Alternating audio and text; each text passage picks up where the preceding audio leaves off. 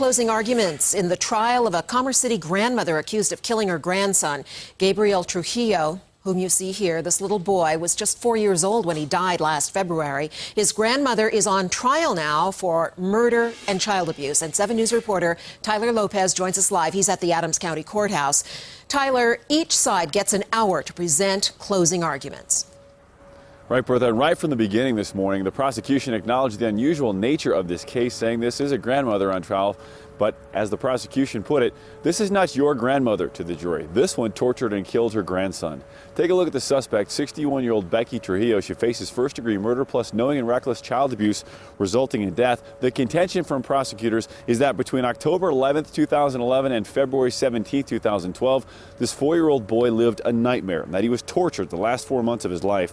The prosecution saying this young man underwent incredible amounts of bruising and injuries. He had a broken left arm, and that the stories for what happened from his grandmother kept changing to doctors and to teachers as well. At one point, the prosecution showed a photo of bruising on the back of Gabriel's legs and said, "These aren't just bruises. He looks like he's been caned."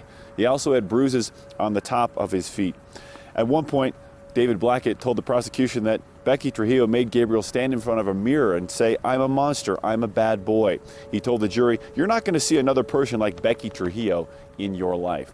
Now, the prosecution just wrapped up. Right now, the defense should be underway. They're expected to contend that Gabriel Trujillo hurt his head in a different way through a previous injury, and that when he hit his head again on February of 2012, that exacerbated that pre-existing condition, and that Becky Trujillo is not guilty of murder. They've got 1 hour to make that argument. They should be done before noon, and the jury will have the case.